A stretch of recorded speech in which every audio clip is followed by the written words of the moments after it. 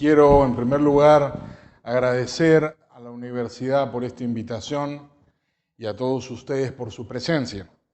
Han sido 8 años, en realidad mucho tiempo, desde que llevamos a cabo, por insistencia y por invitación de Giancarlo Ibargüen, la primera parte de este conjunto de conferencias que bautizamos hacia una teoría subjetiva del derecho. Ha sido la insistencia y la capacidad de persuasión de mi buen amigo Gabriel Calzada, el actual rector de la universidad, quien ha logrado finalmente que podamos estar nuevamente juntos para dictar lo que vendría a ser la segunda parte de este ciclo de conferencias. Está pensado para ser esencialmente un ciclo de conferencias para abogados y estudiantes de derecho y de maestría o de doctorado. Entiendo que no todos los que están en el auditorio estudian derecho, de manera que eso me va a obligar a algunas explicaciones adicionales por las que pido disculpas para ellos. Trataré de no ser tan específico, porque naturalmente es un tema que tiene sin duda una relación también con la ciencia política y con otras actividades. De manera que vamos a estar juntos a lo largo de 5 días, desarrollando diferentes aspectos de lo que hemos denominado una teoría subjetiva del derecho. El primer tema, el tema de esta tarde, lo hemos denominado el problema de la pirámide normativa. Y esto requiere una pequeña explicación. Los que son abogados aquí están muy familiarizados con el concepto. Quienes no lo son, no lo están. Por consiguiente, quisiera hacer una pequeña y breve explicación de este concepto. Tal vez, cuando hablamos de pirámide normativa, nos encontramos frente a uno de los conceptos con mayor fortuna en la historia del derecho. ¿Por qué digo que este término pirámide normativa es un concepto afortunado?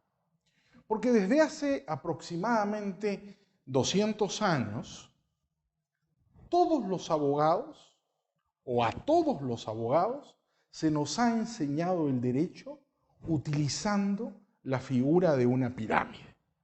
Y se nos ha dicho que la pirámide normativa es de alguna manera un cuadro sinóptico que presenta y organiza las distintas fuentes del derecho de acuerdo con una jerarquía, tanto una jerarquía conceptual de mayor a menor, como una jerarquía política, qué norma tiene más autoridad y qué norma tiene menos autoridad. Como explicaremos en el transcurso de la tarde, la pirámide normativa supone que las normas jurídicas, como su nombre lo indica, están organizadas de una determinada manera, que hay jerarquías, por eso se habla de una pirámide, de más a menos, y que esas jerarquías van presididas, esto depende de los distintos autores, por la Constitución, ¿no es cierto? Después vienen las leyes, en orden de importancia, vienen los decretos, las resoluciones y las demás decisiones que el poder político toma como parte de su capacidad jurígena, como productor de normas obligatorias en la sociedad. Esta idea de que el derecho se ha organizado piramidalmente ha sido una idea muy afortunada. Prácticamente todo el mundo entiende el derecho de esa manera y se explica normalmente en clases. Pero ¿cuándo empezó? ¿De dónde se origina? ¿Qué significa y qué problemas tiene conceptual y políticamente entender que el derecho responde a una idea piramidal? Tratemos de resolver estas preguntas a lo largo de los próximos minutos. En primer lugar, la pirámide, como una figura geométrica, ha fascinado siempre al ser humano. Los historiadores de las religiones han encontrado una suerte de relación muy compleja entre el pensamiento religioso y la estructura piramidal. Inmediatamente, nosotros que estamos aquí en Guatemala recordaremos a las pirámides de los mayas. En Perú, a las pirámides de los moches. En Egipto, las pirámides de los egipcios, en Babilonia, la de los sumerios y babilónicos. Prácticamente en todas las civilizaciones antiguas se han utilizado pirámides. No solamente pirámides físicas para representar la estructura del poder religioso, sino también pirámides, si ustedes quieren, conceptuales, para representar a sus religiones. ¿No es cierto? Los hindúes tienen 3 dioses principales, ¿no? Los cristianos tienen la Santísima Trinidad. Distintos grupos religiosos han organizado en tríadas el pensamiento religioso. No es materia de esta conferencia, ni tengo la competencia para hacerlo, elaborar respecto a la importancia de las pirámides en el pensamiento occidental o en la historia de las religiones. Hay gente que ha trabajado el tema. Quien quiera consultar a Georges Dumézil o a Mircea Eliade encontrará páginas fascinantes respecto a la importancia del pensamiento piramidal, de las tríadas en la historia del conocimiento humano. Lo que queremos es explicar de una manera menos pretenciosa en qué momento y por qué y a través de quiénes aparece esta idea de pirámide normativa en el pensamiento jurídico. Y para eso tenemos que retrotraernos un poquito en la historia del derecho. A finales del siglo XVIII y principios del siglo XIX se produce una gran transformación en el pensamiento jurídico. Esa gran transformación en el pensamiento jurídico gira en torno a la persona y a las ideas de un famoso jurista alemán llamado Friedrich Carl von Savigny. Savigny fue el fundador de una escuela muy importante denominada la Escuela Histórica del Derecho. Muchas veces en clase ha llamado la atención que este señor sea alemán, porque el apellido Savigny no suena muy alemán. De hecho, su origen no era alemán, sino francés. Pero como pasó en el siglo XVII con las guerras de religión, con muchos protestantes franceses, llamados los hugonotes, tuvieron que huir de Francia por la persecución religiosa y se fueron a Alemania, cruzaron el Rin. En el caso de la familia de Savigny, era una familia noble que tenía una relación muy cercana con la administración de justicia. Cuando llegan a Alemania, estos hugonotes franceses ocupan posiciones en la administración pública importantes, particularmente en lo que en ese momento sería todavía el Principado de Brandenburgo, que posteriormente se convierte en el Reino de Prusia. Savigny, entonces, pese a su apellido, era un alemán, que le añadió el von para que no hubiera dudas, pese a que su origen era francés. ¿Cuál es la importancia de Savigny en la historia de derecho? La importancia de Savigny es medular. Se puede decir sin exagerar que prácticamente todo lo que hizo y escribió Savigny fue muy importante. Fue un jurista afortunado, dicen los historiadores. No les pasa lo mismo a todos los intelectuales. Hay intelectuales que producen mucho y nadie los escucha o son desconocidos. El caso de Giambattista Vico, por ejemplo. Pero hay otros filósofos, juristas, intelectuales, que tienen la enorme fortuna de ser escuchados en su tiempo y de tener una gran influencia. Fue el caso de Savigny. Savigny, por ejemplo, quienes estudian derecho aquí en el auditorio, lo recordarán por su famoso concepto de posesión. Savigny es muy famoso en los cursos de derechos reales, ¿no es cierto? Los cursos de derecho de propiedad, como llamamos los abogados, los derechos reales. Todo el mundo habla de Savigny, porque recuerda que Savigny es autor de una teoría clásica según la cual en la posesión concurren 2 elementos fundamentales. De un lado, el animus, que es la intención de poseer, y de otro lado, el corpus, que es el hecho mismo de poseer. Si no concurre uno de estos 2 elementos, dicen los savignistas, no hay posesión. Savigny fue muy importante en su tiempo, porque fundó una escuela jurídica, llamada la Escuela Histórica del Derecho. ¿Por qué se llamó la Escuela Histórica del Derecho? Porque Savigny tuvo la tesis muy precursora de que el derecho era un proceso histórico. Savigny es un hombre del último tercio del siglo XVIII. Vive mucho, casi 90 años. Él muere en 1867, si mal no recuerdo. Y vive a caballo entre el último tercio del siglo XVIII y la primera mitad y un poco más del siglo XIX. Cuando Savigny escribe, el concepto de evolución todavía no había aparecido. Se debe a Herbert Spencer, posteriormente recogido por Charles Darwin. El concepto de evolución en tiempos de Savigny era un concepto desconocido. Pero si tuviéramos que, a fuerza de recurrir a un anacronismo, caracterizar la doctrina de Savigny, tendríamos que decir que Savigny era un evolucionista. Claro, un precursor del evolucionismo jurídico. Porque Savigny lo que planteaba es que el derecho era un producto histórico, es decir, se desarrollaba en la historia. El derecho era consecuencia de la acción de las personas a través de la historia. Por eso a su escuela se le llamó la Escuela Histórica del Derecho.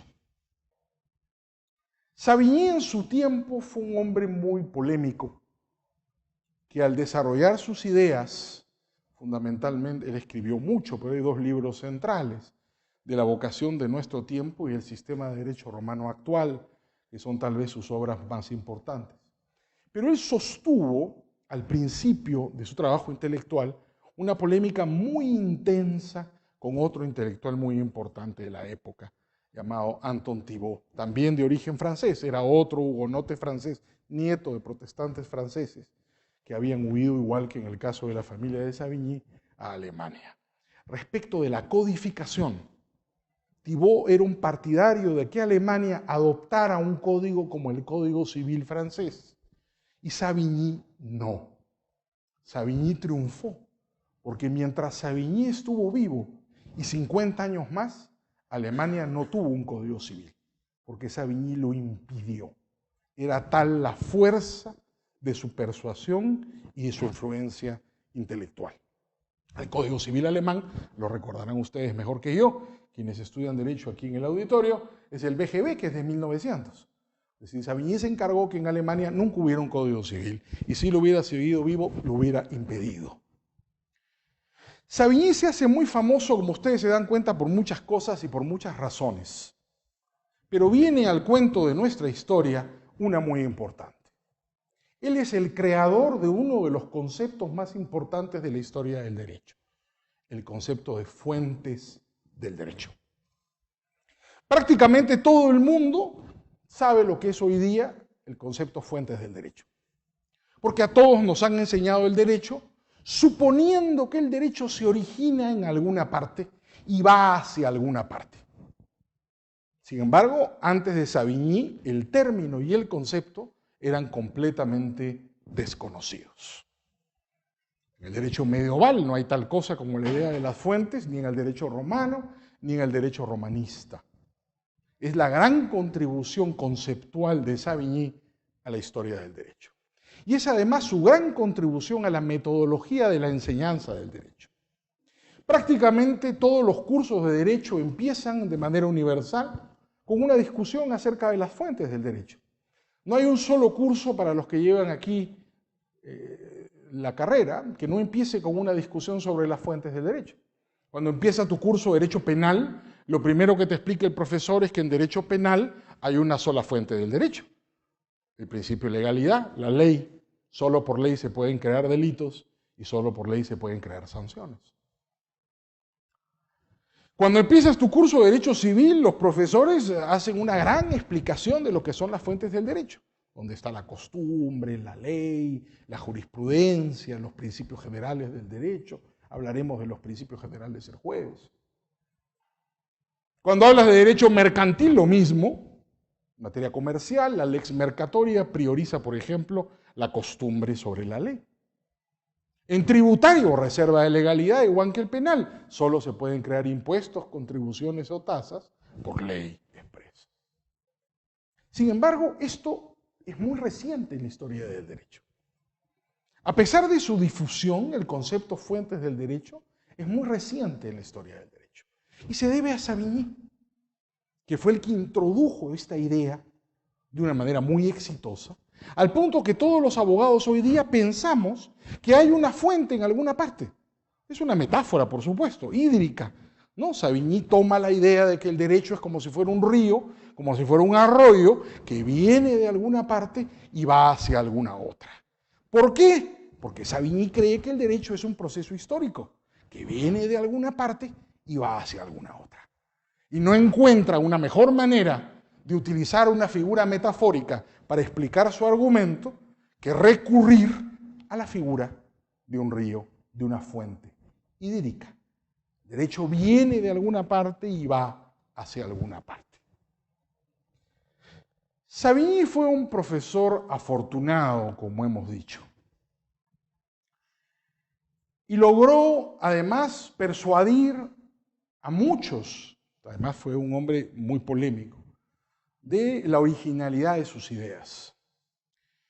Cuando él plantea la existencia de las fuentes del derecho, su definición de fuente del derecho, la fuente del derecho para Savigny, era el espíritu del pueblo, el llamado Volksgeist, que hemos puesto aquí en esta lámina.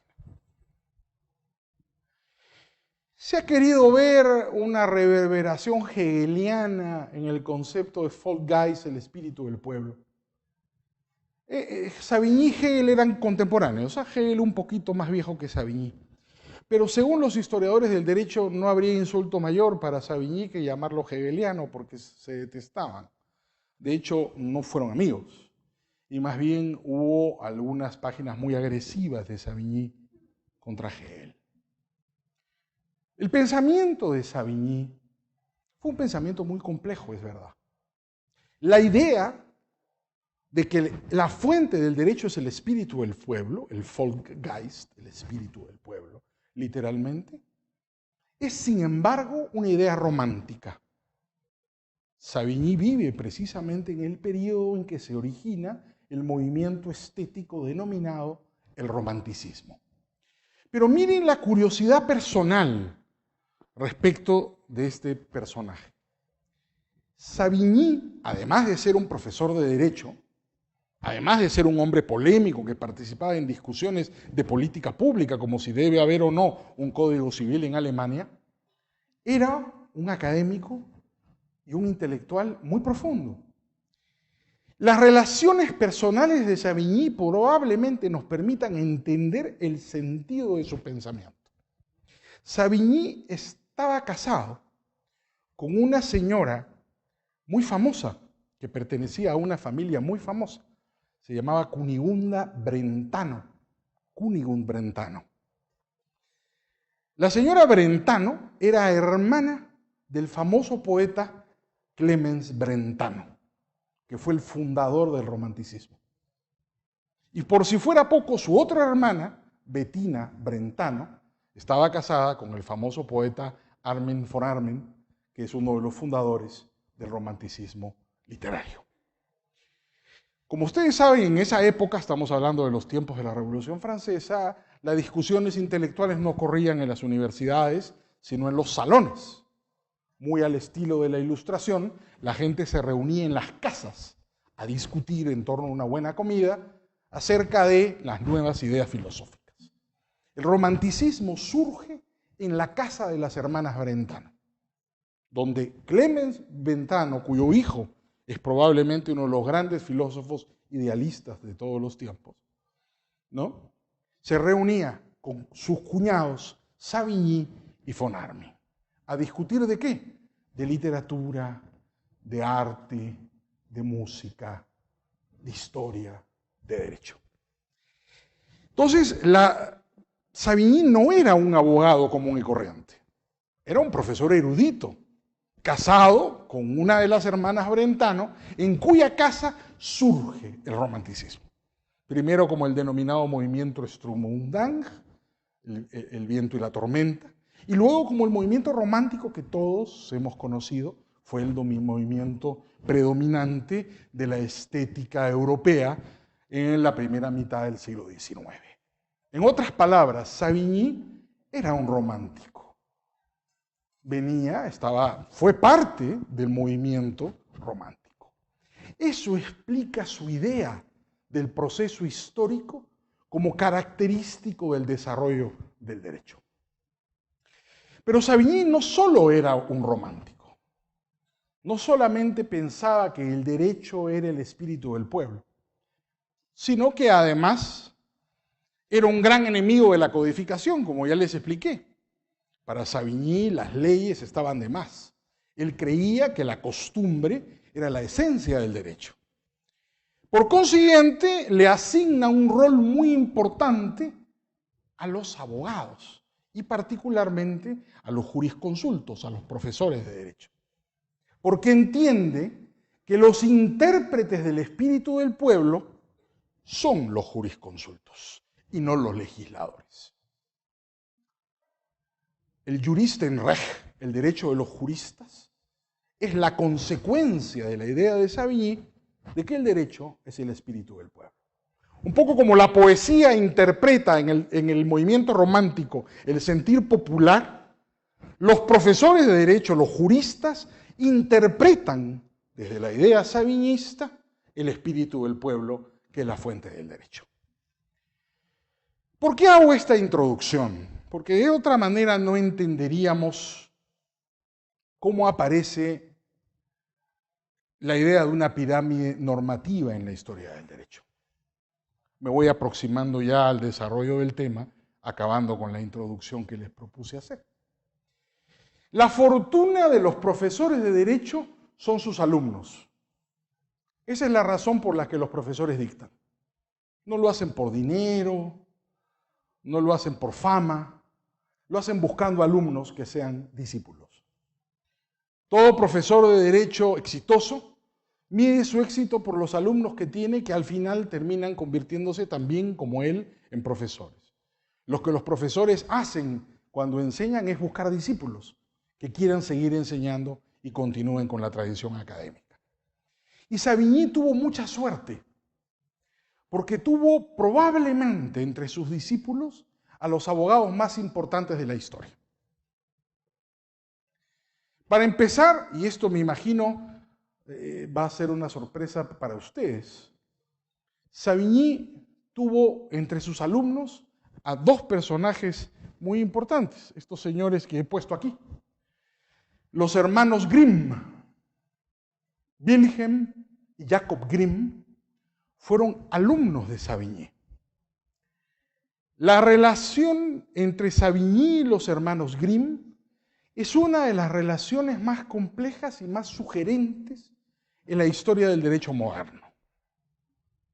Los hermanos Grimm, los famosos de los cuentos, efectivamente. Jacob y Wilhelm. Wilhelm era filólogo y Jacob era abogado. Y Jacob fue alumno personal de Savigny. Y no solamente alumno de Savigny, sino uno de sus discípulos más importantes. Participó en las discusiones en la casa de las hermanas Brentano que dieron origen a la aparición o al surgimiento del romanticismo. Los hermanos Grimm son muy famosos por muchas cosas.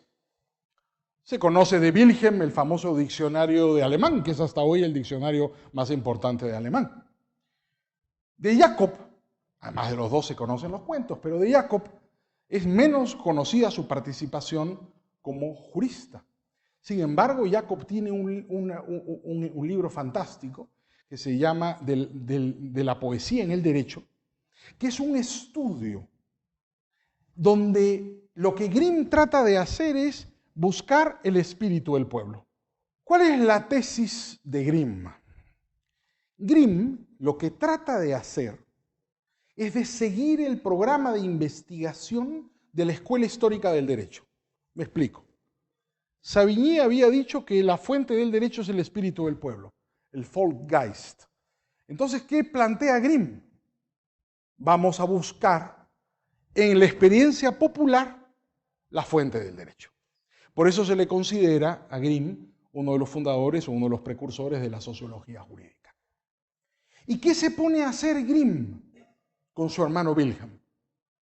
Van por los pueblos de Alemania literalmente a cumplir con el mandato de su maestro, a coleccionar los mitos y leyendas del pueblo alemán buscando el espíritu del pueblo alemán. Entonces, lo que ustedes creen son cuentos infantiles, no son cuentos infantiles, sino son un libro de derecho. Los hermanos Grimm coleccionan los mitos y leyendas de Alemania buscando el espíritu del pueblo, el Volksgeist. Claro, estamos acostumbrados a la idea de que los cuentos de los hermanos Grimm son como las películas de Disney. Pero si abandonamos la versión de Disney de los cuentos de los hermanos Grimm y leemos los cuentos mismos, hay muchas ediciones, es un libro gótico, muy complejo, de historias tremendas, de crímenes, de venganzas, donde siempre hay una regla de derecho, la moraleja. Todos los cuentos de los hermanos Grimm concluyen en una regla de derecho implícita que la literatura ha llamado la moraleja. Entonces, en realidad, cuando los hermanos Grimm salen a los bosques de Alemania y encuentran a Caperucita Roja, al lobo feroz, a los animales músicos de Bremen o a Pulgarcito, en realidad lo que estaban haciendo era buscar el espíritu del pueblo. Es un libro de derecho, los cuentos de los hermanos Grimm, porque literalmente trataron de llevar a cabo lo que el maestro les había dicho. La fuente del derecho es la voluntad, el espíritu popular. Hay que buscar, no en los libros de texto, no en las leyes, sino en la experiencia histórica de un pueblo, las reglas de derecho que ese pueblo ha creado. Y qué mejor manera, eran finalmente románticos, que hacerlo a través de la literatura. Ustedes seguramente habrán visto la película famosa de los hermanos Grimm. Eran un par de aventureros, se metieron en problemas todo el tiempo. Sobre todo Wilhelm, que era político. El peor pecado de un alemán en el siglo XIX fue haber sido partidario de Napoleón, porque a la caída de Napoleón se consideró traidores a todos los liberales alemanes que habían colaborado con Napoleón. Y Wilhelm Grimm tuvo la mala idea de ser secretario del hermano de Napoleón, Jerónimo Bonaparte, rey de Westfalia, lo que lo metió en un lío espantoso a la caída y derrota de Napoleón. ¿Quién lo salvó? Savigny. ¿Quién se lo llevó a Berlín a dictar clase en la Universidad de Berlín? Savigny.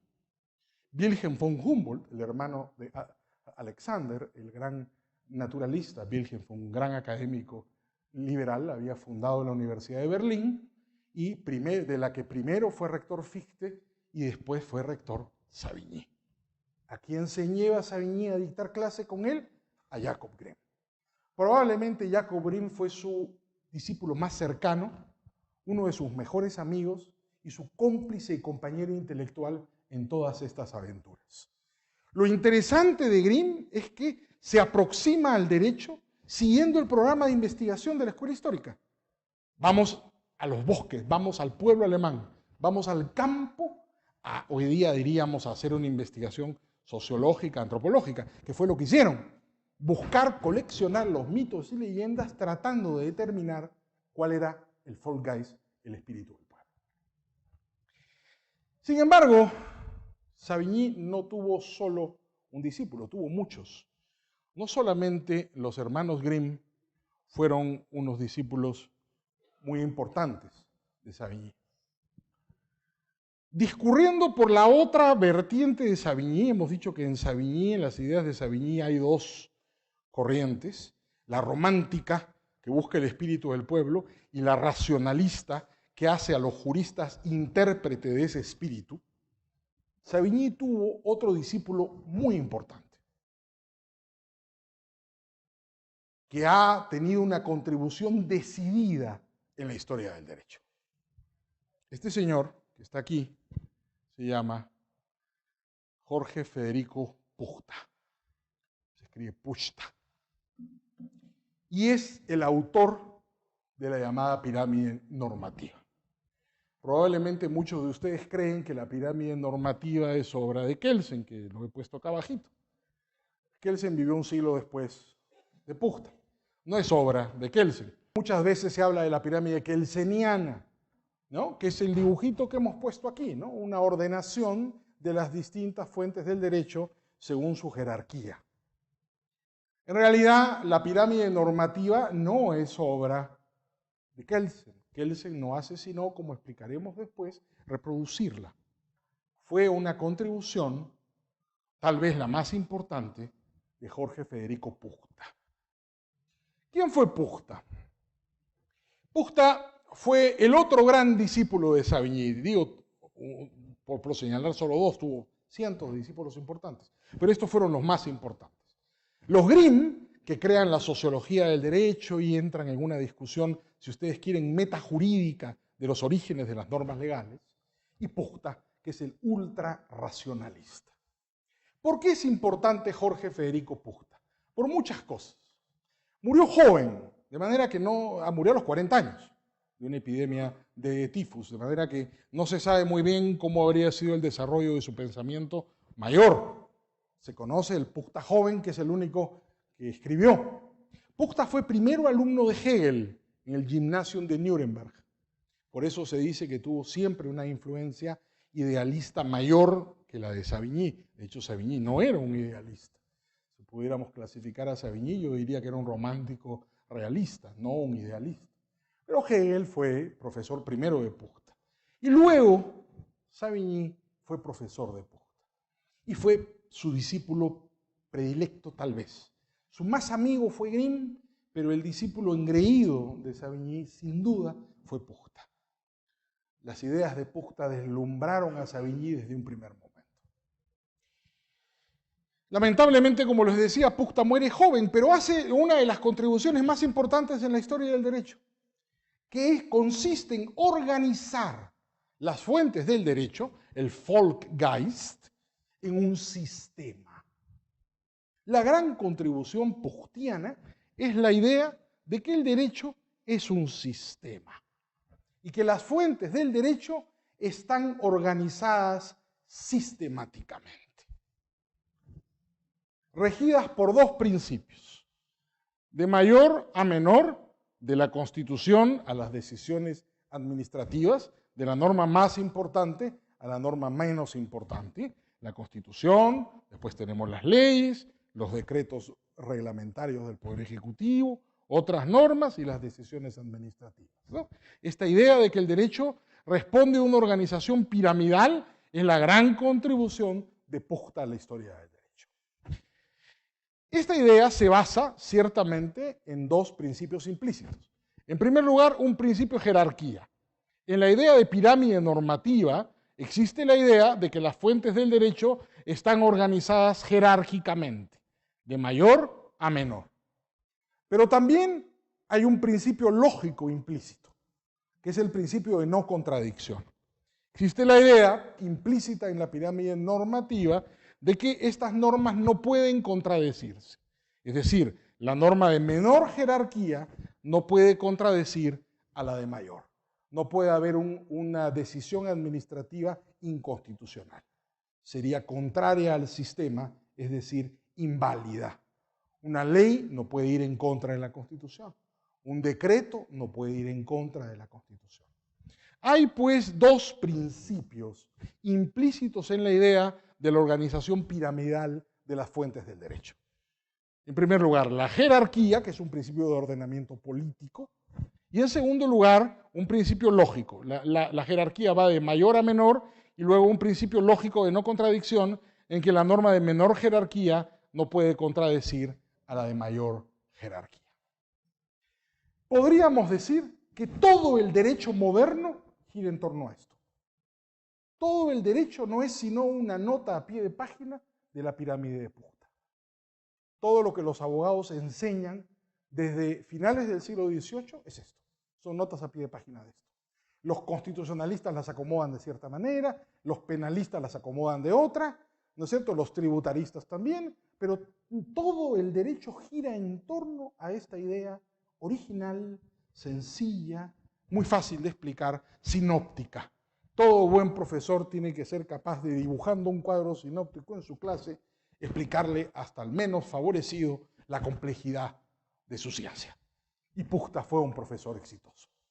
Recurrió Mientras Savigny, que era un romántico, recurría a una metáfora hídrica y decía que el derecho tenía fuentes y que era el espíritu del pueblo, finalmente todas figuras románticas, Puchta era un ultrarracionalista, que lo que explico y dijo, sí, efectivamente, como me ha enseñado mi maestro, el derecho tiene fuentes, que son estas, la Constitución, la ley, los decretos, pero estas están organizadas jerárquicamente, en base a un principio de jerarquía y en base a un principio lógico de no contradicción. La rapidez con que la pirámide normativa se volvió popular llevó a que todo el mundo la adopte como la forma de enseñanza del derecho. Así le han enseñado el derecho a mi mamá en los años 50, que es abogada, a mí en los años 80 y a ustedes en otro siglo. Pero esto viene del siglo XVIII. De moderno no tiene nada. Y no se le ocurrió a Kelsen. Kelsen la utilizó porque ya era muy popular en su momento. Puchta era un erudito, también historiador, como su maestro Savigny. Y para desarrollar esta idea de que el derecho es un sistema basado en un principio de jerarquía y en un principio de no contradicción, lo que Puchta hizo fue estudiar las distintas instituciones jurídicas. Y se considera una obra maestra de la historia del derecho, su tesis doctoral, donde él trata de probar esta idea. ¿Cuál es la idea de Puchta? Que todo el derecho se puede deducir de la cúspide hacia la base. Que mediante un procedimiento deductivo podemos ir de la cúspide a la base. Y vamos a encontrar una respuesta. El derecho es deductivo. Podemos deducir el derecho de principios generales a principios particulares. La obra de Puchta, donde pone como ejemplo el desarrollo de esta idea deductivista del derecho, se llama De Itinere. Y es un estudio sobre la servidumbre de paso en 4 tomos. Ustedes probablemente, ya veo varias risas, me dirán, ¿qué se puede decir de la servidumbre de paso en 4 tomos? Yo recuerdo mi clase de Derechos Reales, a mí me enseñó un famoso profesor, que claro, creo que dictó la servidumbre de paso el último día de clase parado en la puerta yéndose, ¿no? Y nos dijo, bueno, y la servidumbre, ¿sabes? Y la de paso, que es la que hay cuando tiene una finca y hay un terreno detrás y la finca de atrás no tiene salida al camino, entonces hay la servidumbre convencional, donde la gente pacta la servidumbre, y la legal, que el señor que no tiene salida al camino tiene derecho a pasar por tu predio, por la finca que tiene el acceso al camino. No, vieja servidumbre de paso. ¿No? Pero resulta que Puchta escribió 4 tomos. ¿Por qué se tomó la molestia de escribir 4 tomos sobre la servidumbre de paso? Porque demostró que la servidumbre de paso se deducía del principio de libertad. Para Puchta, esta es la pirámide kelseniana, por eso está la Constitución ahí. Pero en la pirámide puchtiana, lamentablemente no hay ningún dibujito. ¿Eh? Puchta no la dibujó nunca, entonces no se las puedo poner en una lámina, la he buscado por todas partes, y no hay un dibujo de la pirámide puchtiana. Solo se saben las tesis de Puchta, pero nunca nadie ha conservado un dibujo de Puchta. En esa época no había ni fotos, ni celular, ni smartphone, ni nada, de manera que no tenemos un dibujo de la pirámide puchtiana, así que recurrí a la kelseniana. Pero Puchta pone en la cúspide a la libertad. Entonces, ¿qué hace Puchta en este libro? Deduce la servidumbre de la libertad. Y dice que uno, a través de un procedimiento deductivo, puede, de un principio general, la libertad, concluir la servidumbre de paso. Esta tesis no fue sino una manera de ejemplificar su metodología. Que uno de principios generales concluye principios particulares o soluciones particulares. La influencia de Puchta fue gigantesca. Todo el mundo en Alemania se puso a enseñar el derecho utilizando pirámides. La escuela de Puchta esta idea de que el derecho es un conjunto de principios deducibles entre sí recibió el nombre de la Weisgriff Jurisprudence, la jurisprudencia de los conceptos. Y fue ridiculizada después por sus enemigos, particularmente por Rudolf Jhering, que fue alumno de Puchta y que sin embargo siguió utilizando la metodología de Puchta de enseñar el derecho con una pirámide, ¿no? Rudolf Jhering creó la llamada jurisprudencia de los intereses, que era precisamente rival de la idea idealista de Puchta, de que el derecho era un conjunto de conceptos organizados jerárquicamente. Lo interesante es la influencia y la pervivencia de la pirámide puchtiana. Hoy día no recordamos a Puchta, nadie sabe quién es Puchta, pese a que todos somos hijos de Puchta en sentido literal, nadie recuerda quién era Puchta, pese a su importancia. Puchta es salvado, ¿no es cierto?, porque su pirámide es adoptada como el método de enseñar el derecho. Prácticamente en todos los cursos de introducción a las ciencias jurídicas se recurre a la idea geométrica de un derecho dibujado a través de una pirámide.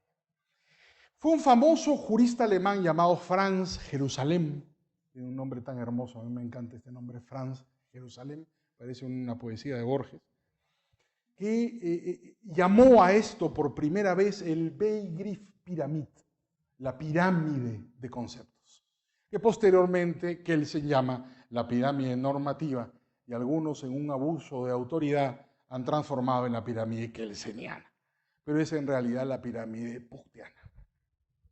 Ahora, a Puchta se le ocurrió esto. ¿De dónde viene la idea de que los conceptos pueden estar organizados de alguna manera? Es una idea muy antigua.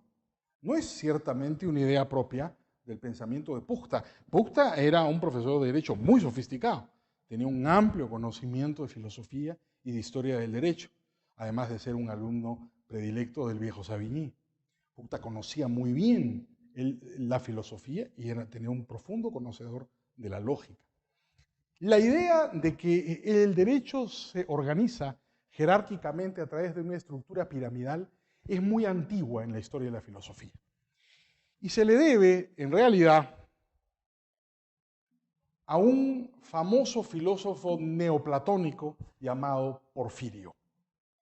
Porfirio, que escribe en el siglo III, es el autor de una manera de organizar los conceptos que en la filosofía medieval se conoce como el árbol porfiriana, el árbol de Porfirio, que es este dibujito que les he puesto acá. ¿Quién fue Porfirio y por qué Puchta termina utilizando la metodología de clasificación de los conceptos de Porfirio? Porfirio fue un discípulo de Plotino, ¿no? Él nace en Tiro, en lo que sería hoy día Líbano, y se va a estudiar primero en Atenas con Casio Longino y posteriormente a Roma con Plotino. Parece que era una personalidad díscola y complicada. Porfirio era su apodo, ¿eh? A él se le consideraba un hombre muy arrogante. Su nombre era Manclos, que significa en griego rey. Entonces, por burlarse de él, sus amigos lo llamaban Porfirio. ¿Por qué? ¿Por qué? Porque el pórfido, el púrpura, es el color de los reyes. Entonces, por burlarse de él, le decía, ahí va el rey, lo llamaban Porfirio, el púrpura, el que va vestido como los reyes. Una burla de su nombre. Porfirio ha sido probablemente uno de los lógicos más importantes de la historia. Hasta el día de hoy, la metodología de explicación de los conceptos es la metodología porfiriana. Prácticamente no existe una ciencia que no utilice el método de clasificación de los conceptos de Porfirio. Porfirio era muy curioso, dicen que es el fundador del vegetarianismo. Era un enemigo de comer carne, por razones místicas, ¿no? Tiene un famoso libro llamado La abstinencia, de abstinencia. Y era un enemigo de los sacrificios de animales. Trata de suicidarse, entra en una depresión muy profunda y su maestro Plotino lo manda a Sicilia a que descanse. Y en Sicilia escribe una obra que es probablemente el libro de lógica formal más importante de la historia. Los comentarios a las categorías de Aristóteles, llamada la Isagoge.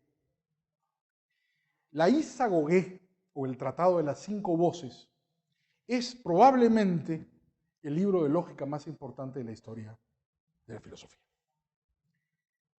Porfirio lo que plantea al hacer el comentario a las categorías de Aristóteles es responder a una pregunta. ¿Qué se puede predicar de un sujeto? Es decir, ¿qué se puede decir de algo?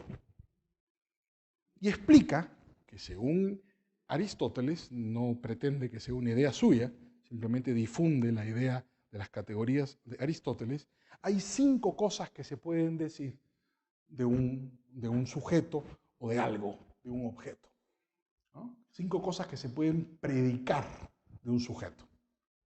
En primer lugar, el género. En segundo lugar, la especie. En tercer lugar, la diferencia. En cuarto lugar, la propiedad. Y en quinto lugar, el accidente. Las 5 voces de Porfirio. Es decir, sobre algo se puede decir solo 5 cosas. Su género, su especie, su propiedad, su diferencia y su accidente. Porfirio no dice mucho más. Comenta el libro de Aristóteles y explica cómo se organiza la división de lo que él llama la sustancia, la esencia de las cosas, ¿no? ¿Qué es el género? La esencia de la cosa. ¿Qué es la especie? Aquella parte de la esencia que es común a varios sujetos. ¿Qué es la diferencia? Aquella parte de la especie que no es común a varios sujetos. ¿Qué es la propiedad? Aquello que distingue a un sujeto y que es el accidente, aquella circunstancia absolutamente excepcional que caracteriza a un sujeto. Como suele pasar con los grandes libros, siempre hay un segundo autor que es el que lo difunde. Y Porfirio, la Isagoge de Porfirio no pasó de ser un libro filosófico de iniciados, pero fue un gran filósofo del final del mundo clásico llamado Boecio, el que se encargó de transmitir las ideas de Porfirio y hacerlas famosas en el mundo. Y se debe a Boecio este dibujito, el famoso árbol porfiriano. Como en el caso de Pusta, Porfirio no dibujó ningún árbol, hizo una clasificación de los predicables, ¿no? La escala predicamentalis es el argumento de Porfirio. ¿Qué se puede decir de un sujeto? Entonces, lo que Boecio hizo fue que lo dibujó y dijo que se podía decir de un sujeto las siguientes cosas. En primer lugar, ¿no es cierto?, el género, que es la sustancia. Un sujeto puede ser compuesto y simple. En segundo lugar, el cuerpo, que puede ser viviente o no viviente. En tercer lugar, el cuerpo animado, que puede ser sensible o insensible. Si es sensible, animal. Si es animal, racional o irracional. Si es racional, el hombre, y si es el hombre, Platón. Ahí está la síntesis de toda la lógica de Porfirio hasta hoy. Así se enseña la lógica, con el árbol porfiriano. ¿Qué es el árbol porfiriano? Mutatis mutandis, como decimos los abogados, cambiando lo que haya que cambiar, la pirámide de Puchta. Lo que Puchta hizo fue simplemente utilizó el viejo sistema de clasificación de los conceptos de Porfirio y lo convirtió en una pirámide. Lo pasó de un arbolito a una pirámide. La influencia de Porfirio en la historia de la filosofía es análoga a la influencia de Puchta en la historia del derecho. Este concepto es muy afortunado porque no saben cómo se vuelven locos los lógicos con esto. Hasta hoy, así se enseña la lógica. Boecio lo difunde y en la Edad Media hay un personaje que introduce de una manera muy dramática la idea del árbol porfiriano en la historia de la filosofía. Se llamó Pedro Hispano, el Papa Juan XXI, que vive en el siglo XIII. Pedro Hispano fue un filósofo muy importante y médico. De hecho, ha sido el único papa médico El único papa médico de la historia es Juan XXI. Y introduce la idea de que los conceptos pueden ser organizados sistemáticamente de mayor a menor. Si ustedes se dan cuenta, el árbol porfiriano se caracteriza porque en la cúspide está en la sustancia y al pie está el accidente. La Constitución y las decisiones administrativas. Es la misma idea exactamente. Pedro Hispano y posteriormente los nominalistas convierten la Isagogué de Porfirio en el libro de lógica más importante. ¿Por qué? Porque hay una frase al inicio de la Isagogué donde Porfirio niega la existencia de los conceptos universales. Esto da lugar a una de las querellas filosóficas más complejas, llamada la querella por los universales, lo que da lugar al nominalismo. Los filósofos socialistas dicen que nosotros, los liberales, somos nominalistas de la economía, ¿no? Porque negamos la existencia del Estado y del pueblo como entidades reales y sostenemos el individualismo metodológico. El individualismo metodológico es una creación de Duns Scoto y sus sucesores, en particular Guillermo de Ockham. Si ustedes leen, por ejemplo, Guillermo de Ockham, van a encontrar citas literales, inclusive todo un libro, un opúsculo, escrito por Ockham comentando el árbol de Porfirio. El árbol de Porfirio tiene una influencia enorme en la enseñanza y organización de los conceptos porque es una forma muy fácil de clasificarlos. Del género al accidente. ¿No? Es el genus, el eidos, la pesífera, el aidos y la simbeboqué. Son los 4 predicables que se pueden decir de un sujeto. ¿Cómo llega esto al mundo moderno? El derecho en esta época, en la época en que escribe Pedro Hispano, siglo XIII al siglo XV, con los posglosadores y los comentaristas, sufre un proceso muy importante de transformación histórica. El derecho romano había sido un conjunto de soluciones prácticas y no pretendía ser un sistema intelectual independiente. El derecho romano era un conjunto de máximas, Bife las ha llamado tópicos, ¿no es cierto? Reglas de lugares comunes, ¿no? Principios de experiencia, que lo que trataban de hacer era solucionar problemas. En el transcurso de la Edad Media, del siglo XIII en adelante, el derecho se transforma en un sistema. Los posglosadores y los comentaristas tratan de convertir al derecho en un sistema dogmático, siguiendo las reglas de la teología, reglas de validez universal. Posteriormente, ya en el siglo XVI, con la llegada del justnaturalismo racionalista a raíz de la Reforma, particularmente con un jurista holandés muy importante, Hugh van Groot, a quien ustedes probablemente conocen con su nombre latinizado de Hugo Grocio, ¿no? Se crea el derecho, el justnaturalismo, el derecho natural moderno, donde Dios es eliminado del sistema jurídico y reemplazado por la razón. Entonces los justnaturalistas racionalistas del siglo XVI en adelante, Grocio y sus discípulos protestantes, perfeccionan la idea de que el derecho es un sistema. Y fue particularmente uno, Christian Wolff, que además de abogado era geómetra, el que utiliza el árbol porfiriano en la estructura jurídica. Y es, si ustedes quieren, el responsable, el que explica la relación de Puchta con Porfirio, los trabajos de Christian Wolff. Tomás y Valiente en su historia del derecho lo dice específicamente. Señala precisamente la clave de la evolución del derecho moderno en los trabajos de Christian Wolff. Christian Wolff fue un difusor de Leibniz. Como ustedes saben, Leibniz, además de filósofo, además de matemático, también fue jurista. Hay unos ensayos de derecho escritos por Leibniz. Leibniz tenía la idea de que era posible formalizar el pensamiento jurídico. Wolff la desarrolla íntegramente y recurre a la clasificación de conceptos utilizada por los filósofos medievales y por los filósofos del Renacimiento que recurren a Porfirio. Por ejemplo, como una curiosidad, si ustedes leen a Ramón Lull, van a ver, ¿no es cierto? Ramón Lull fue un gran filósofo, un intelectual de la época del Renacimiento. Van a ver cómo Ramón Lull utiliza el árbol de Porfirio para crear su rueda. La rueda de Lull, que es una explicación del sistema lógico, es una derivación también geométrica del árbol porfiriano. La fascinación por la geometría que han tenido los abogados, creo yo, responde a este intento de tratar de formalizar el pensamiento jurídico. Y viene de la edad moderna en adelante.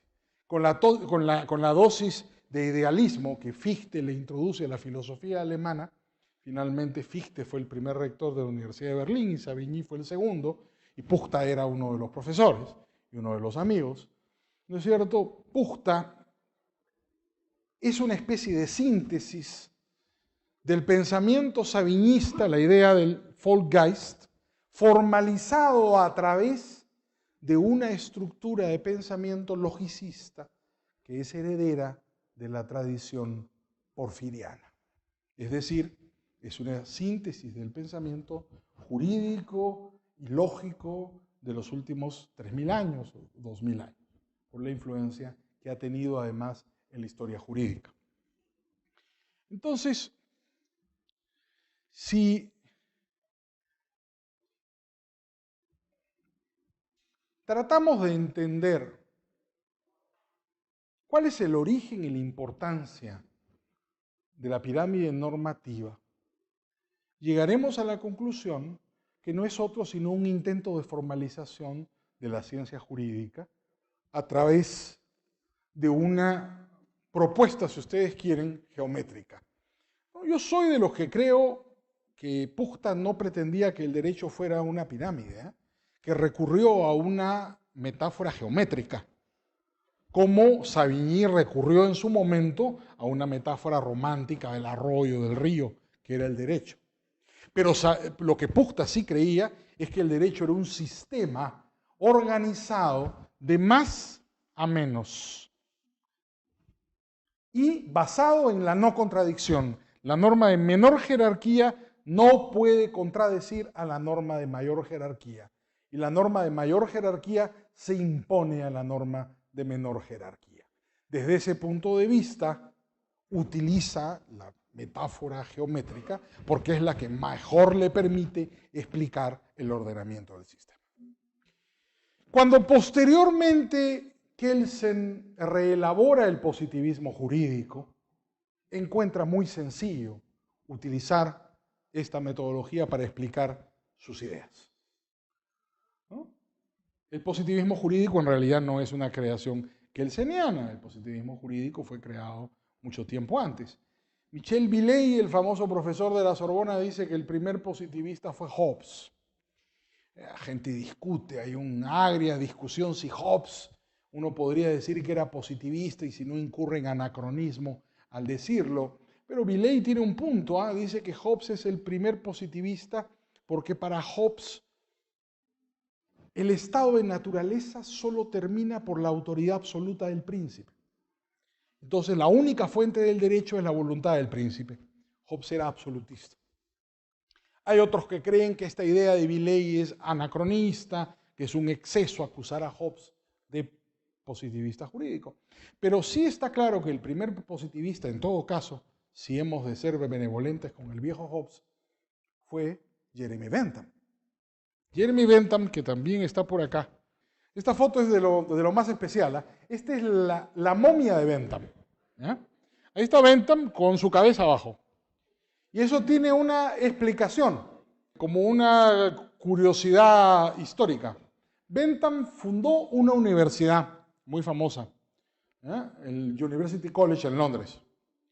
Y Bentham era pues un hombre muy humilde, que no encontró nada mejor que donar su propio cuerpo a la universidad que había fundado a su muerte. Entonces, efectivamente, si ustedes van a University College, que queda ahí en Londres, a un par de estaciones del British Museum, la próxima vez que vayan a Londres, si no han ido, estoy seguro que irán pronto, Bájense en la estación del University College y pídanle al portero, díganle al portero que quieren visitar al profesor. Bentham es llamado el profesor hasta hoy día en University College. Entonces, es de lo más divertido. Esto solo a los ingleses se les puede ocurrir una cosa tan macabra. El portero los va a llevar a un salón muy grande que es una especie de hall. La universidad, no piensen ustedes que es una universidad como las americanas. No hay un campus, está en un barrio de Londres y es una casita de ladrillitos rojos bien bonita, pero chiquita. Entonces entran ahí y ahí hay un closet, literalmente. Y en ese closet está, este es el closet, está adentro, lo abre y ahí está el viejo Bentham, momificado.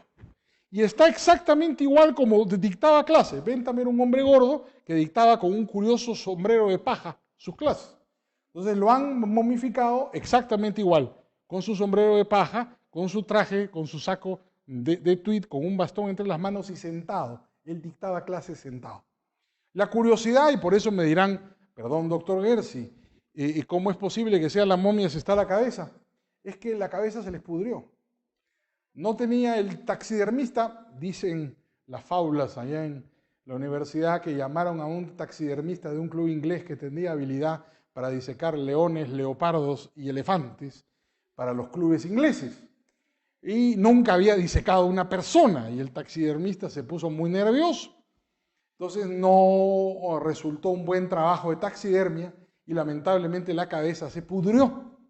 Entonces, ¿qué hicieron? Solo a los ingleses se les ocurre una cosa así. Bueno, no iban a botar la cabeza del fundador, encontraron nada mejor que ponerlo a los pies de su momia. Y ahí lo pueden visitar todos ustedes. Ahora, si quieren un detalle adicional, aún más extraño de los ingleses, en el estatuto de la universidad, Bentham preside perpetuamente el consejo universitario, por ser el fundador. Y estas cosas solo son de los ingleses, insisto. El número de consejeros es un número par. ¿Ya? Y el voto dirimente lo tiene Bentham. Entonces pueden ustedes ver, como me pasó a mí, cuando se suscita un empate en el consejo universitario, a todo el consejo, como son los ingleses, con su toga y su peluca, parado delante de la momia, ¿no? Donde le van a preguntar su opinión. Y le dicen, profesor, se ha suscitado un empate en el consejo universitario por tal decisión. Vamos a subir las pensiones o vamos a suprimir determinado curso. ¿Cuál es su opinión, profesor? ¿Usted opina a favor? El profesor tal y tal han votado a favor, el profesor tal y la profesora cual han votado en contra. ¿Usted qué opina? Entonces el rector es el intérprete. Entonces el rector se voltea y dice, el profesor dice tal cosa. Y todos los alumnos que están en el balcón aplauden, porque esta es una ceremonia a la que concurre toda la universidad. Es una curiosidad. Bentham sigue gobernando su universidad desde la ultratumba. Mañana hablaremos de la teoría de las fuentes del derecho con más elaboración, solamente ahora para decir lo siguiente. El positivismo jurídico lo funda Jeremías Bentham. Porque Jeremías Bentham sostiene que solo hay una fuente del derecho, la ley. Probablemente a ustedes les hayan dicho que una ley se deroga solo mediante otra ley, ¿no? Y probablemente les hayan dicho que ese es un principio general del derecho. Eso es una mentira. No es un principio general del derecho, es una frase de Bentham. ¿No? Bentham decía en sus clases que una ley se deroga solo mediante otra ley. Bentham fue muy importante en América Latina porque tuvo un discípulo que difundió el pensamiento de Bentham en América Latina llamado Andrés Bello, que hizo un código civil muy importante que fue adoptado en buena parte de los países de América Latina y con él las ideas positivistas de Bentham. Pero ha sido gracias a Kelsen que el pensamiento positivista se ha difundido por el mundo, ¿no? Y la idea de que la única fuente del derecho es la legislación, la ley, y que todas las demás fuentes del derecho solamente lo son en la medida en que la ley les permite serlo. Si ustedes se dan cuenta, seguimos con la agenda de discusión de Savigny, las fuentes del derecho. Kelsen, ¿cuál es la gran discusión de Kelsen? Que solo hay una fuente del derecho.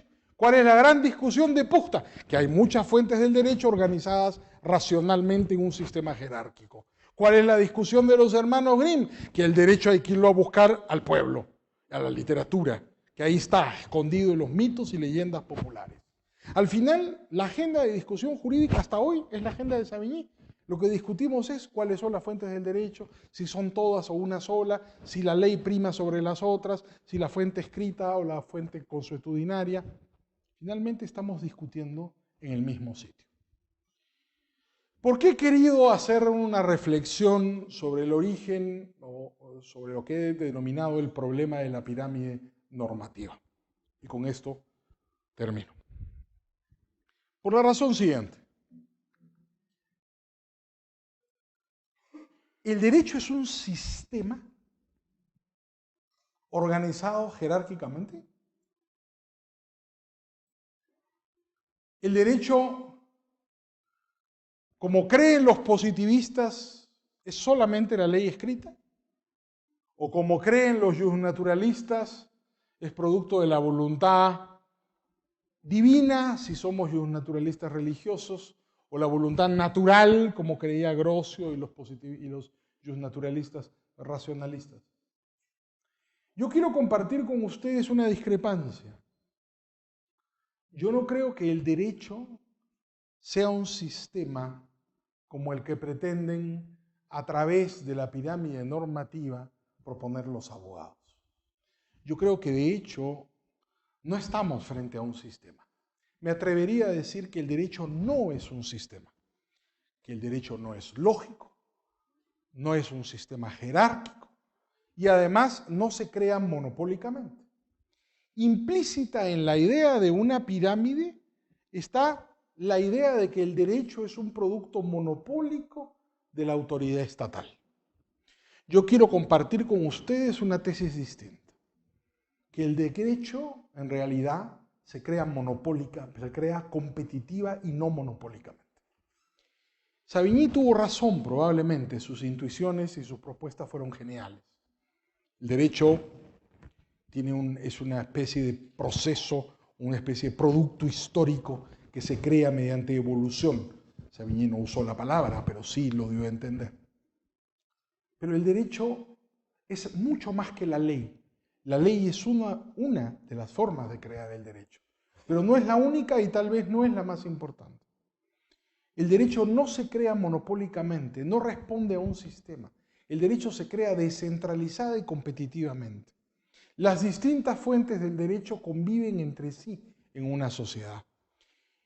Y son las personas las que deciden de qué fuente del derecho se van a servir para desarrollar sus actividades.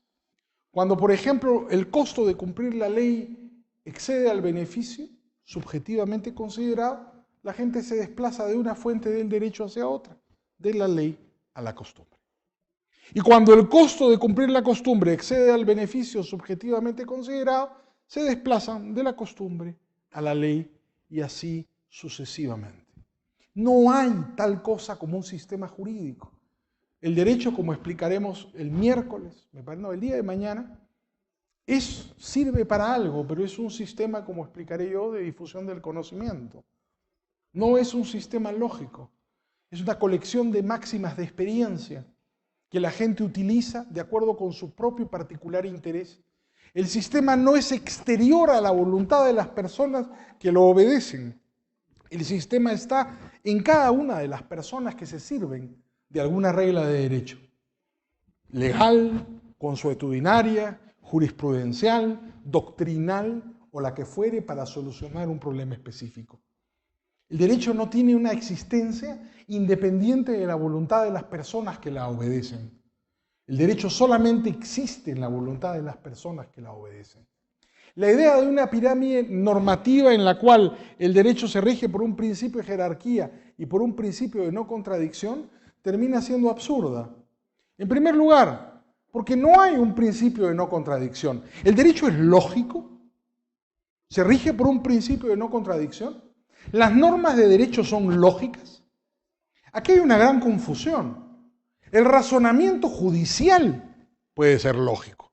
García de Entrerría, Chaim Perelman, Bigbeck, Theodor Bigbeck han escrito de eso.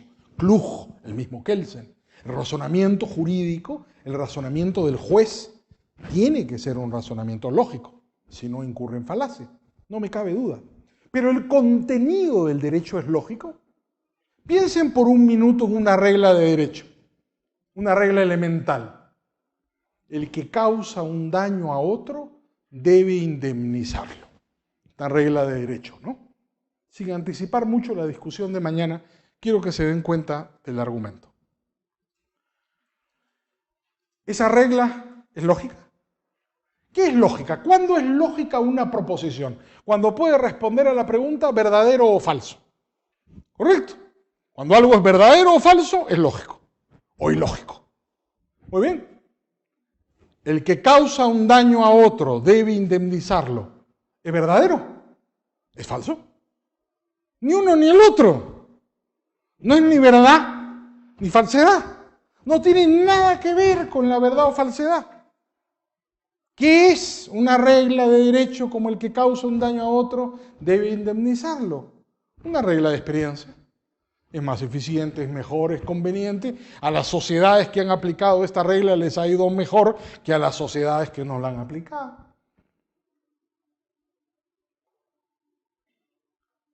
El derecho no es lógico. Por consiguiente, el derecho es contradictorio, absolutamente contradictorio. Encontramos reglas de derecho contradictorias y no solamente contradictorias, encontramos ficciones jurídicas. Imagino que en Guatemala hay una regla como la peruana que dice el hijo de mujer casada se presume que es hijo del marido. Bueno, en el mundo del ADN esa regla es una estupidez, ¿no? ¿Por qué vas a presumir que el hijo de mujer casada es hijo del marido?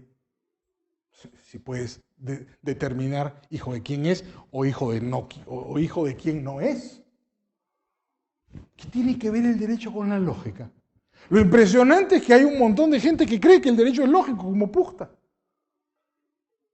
que pensaba que el derecho se podía deducir de principios, cuando en realidad el derecho es una colección no de universales, como quisiera Puchta, sino de particulares, de reglas concretas que sirven, como en caso de los romanos, para solucionar problemas prácticos. Por eso es que el título de este ciclo de conferencias ha sido, buscamos ese título, hacia una teoría subjetiva del derecho. Porque lo que queremos hacer es voltear el razonamiento de términos generales y absolutos, como ocurre generalmente en la vida de los abogados cuando hablan de conceptos como la pirámide normativa, hacia problemas prácticos que son en realidad para los que sirve el derecho. En conclusión, entonces, me he excedido 5 minutos del tiempo que me pusieron. Vamos a tener toda esta semana para seguir discutiendo estos temas. ¿Cuál es el problema de la pirámide normativa? Yo diría que centralmente, desde el punto de vista de la teoría económica, ya aterrizando la tesis, yo diría que hay 2 problemas en la pirámide, 3 problemas fundamentales en la pirámide normativa. El primero, suponer que el derecho es lógico. El segundo, suponer que el derecho está organizado jerárquicamente. Y el tercero, suponer que el derecho es un sistema. Desde mi punto de vista, el derecho no es un sistema, es un conjunto de soluciones prácticas. En segundo lugar, el derecho no es jerárquico. Todas las fuentes del derecho rigen simultáneamente y son las personas que utilizan el derecho para servir sus propios intereses en función de su propia escala de costos y beneficios, la que determina cuál es la regla jurídica de la que se van a servir. Y en tercer lugar, el derecho no es lógico, porque no responde a la pregunta verdadero o falso, sino es consecuencia, como diría Savigny, de un proceso histórico, entendido en términos contemporáneos como un proceso evolutivo. En conclusión, la gran difusión y la gran popularidad de la pirámide normativa no nos exime de reconocer sus problemas y de reconocer sus limitaciones. Quisiera con ustedes explorarlas en el transcurso de esta semana para que nos demos cuenta que en realidad el derecho es una creación permanente y constante de cada una de las personas que se sirven de él. El derecho es como el lenguaje, no es una cosa diferente. así como cada uno de nosotros nos servimos de reglas para hablar y comunicarnos, nos servimos de reglas para cooperar pacíficamente entre nosotros mismos. En el estudio y en la comprensión de la naturaleza e importancia de esas reglas, estoy seguro que encontraremos una fuente de inspiración en el conocimiento jurídico del cual Puchta ha sido uno de sus más señeros precursores. Muchas gracias.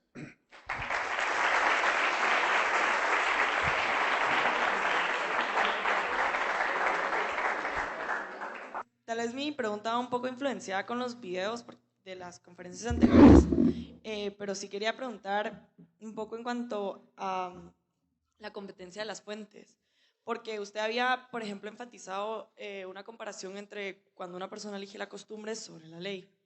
Entonces, yo me puse a pensar que si es solo por pura cuestión de no sé, costos, uno implementando leyes en las que es muy alto el costo incumplirlas, se asegura prácticamente que las personas siempre elijan esa fuente. Y no sé cómo se ve como que solucionada en ese sentido esa competencia entre las fuentes. Tal vez no haya ninguna solución y el carácter de las fuentes sea ser competitivas. A ver, el asunto puede ser un poco largo, no voy a tirarme una conferencia de nuevo, pero algunas ideas que de repente pueden ser útiles para esclarecer el punto. ¿Cuántas fuentes del derecho hay? Hay muchas. Desde el punto de vista de la teoría económica podríamos decir que existen fuentes macroeconómicas y fuentes microeconómicas. Las fuentes macroeconómicas son las fuentes a las que generalmente le prestamos atención, como por ejemplo estas: la Constitución, la ley, los decretos, las resoluciones administrativas. Esas son fuentes macro. ¿Pero son las únicas fuentes del derecho? No, también hay fuentes microeconómicas. Y te pongo una: los contratos. A ti te han enseñado pacta sunt servanda, ¿no es cierto? Los contratos son ley entre las partes. Ya pues, ¿eso qué significa? ¿Que los contratos son o no son una fuente del derecho? Son pues una fuente del derecho, son ley entre las partes. Tal vez la más importante de todas. Entonces hay una cosa que a mí me desespera con los profesores de derecho, que es que cuando te explican, y Puchta tiene la culpa, cuando te hablan de las fuentes del derecho, ¿dónde está el contrato ahí? Claro, me dice, está metido en la ley. Ah, qué interesante. La pirámide es solamente respecto de fuentes macroeconómicas, no respecto de fuentes microeconómicas. Pero no solamente los contratos son ley entre las partes. Hay muchas otras fuentes del derecho a nivel microeconómico. Por ejemplo, las reglas de tu familia. ¿En tu casa hay reglas? Te garantizo que sí. Podríamos hacer como los hermanos Grimm, una colección de las reglas familiares de las familias en Guatemala, y van a encontrar que son más grandes que el Código Civil, probablemente, ¿no? Porque te has pasado la vida peleándote con tu mamá, y después cuando tú hagas tu propia familia vas a imponer las mismas reglas de tu mamá que te ha puesto son las reglas de tu abuela y tu bisabuela, porque el derecho se transmite y también las reglas familiares, como el cariño, se transmiten. Son procesos de enseñanza a lo largo del tiempo.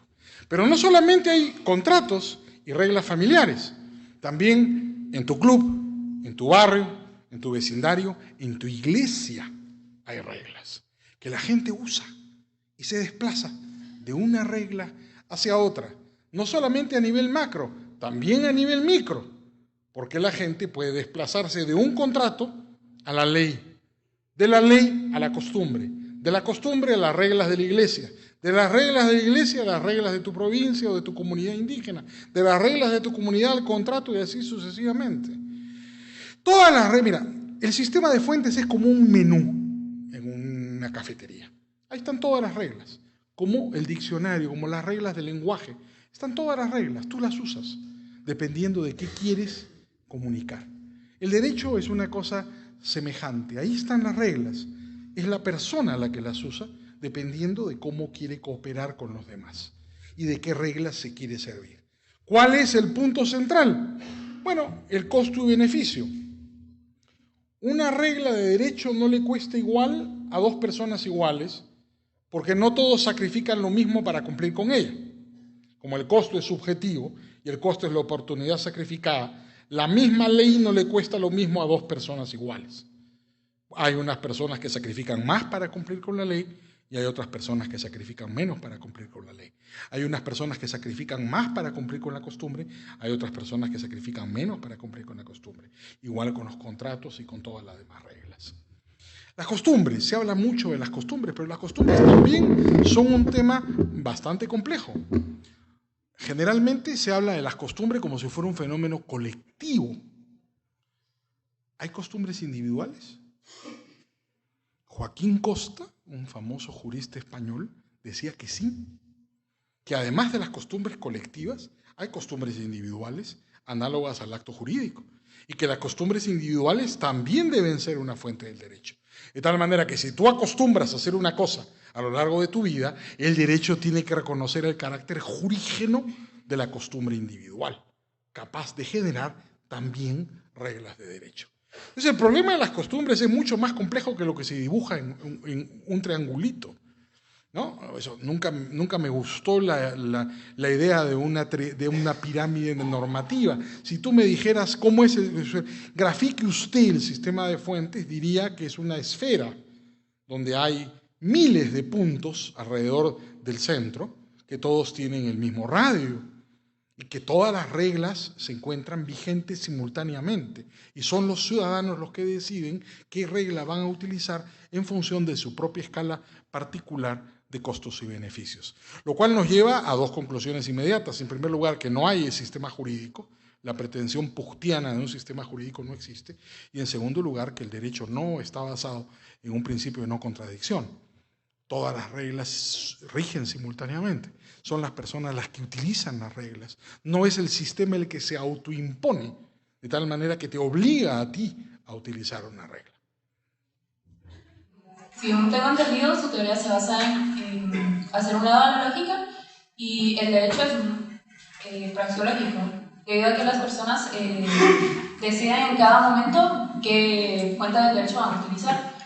Entonces, al ser praxeológico se deja a un lado totalmente el principio de la contradicción. Y mi pregunta es, ¿cómo deja esto a la Constitución? Puesto que en general se tiene como aceptado el hecho de que cualquier fuente del derecho no puede contradecir a la Constitución. Bueno, eso dicen los positivistas, pues yo no soy positivista, ¿no? A ver, el país más democrático del mundo es curiosamente una monarquía, Inglaterra. Y en Inglaterra no hay constitución, por lo menos no hay constitución escrita. ¿Cuál es el problema? Lo que pasa es que nosotros que hemos crecido a la sombra del constitucionalismo norteamericano, anterior al constitucionalismo francés inclusive, tenemos el fetichismo de la Constitución. Pero yo sinceramente creo que las constituciones en América Latina son muy poco constitucionales, ¿no? En realidad, en el caso peruano, no puedo hablar por el caso de Guatemala, si tú examinas nuestra historia constitucional, nunca hemos tenido una constitución, hemos tenido como 30, ¿no? Pero ninguna ha sido realmente una constitución propiamente hablando. ¿Qué es la constitución?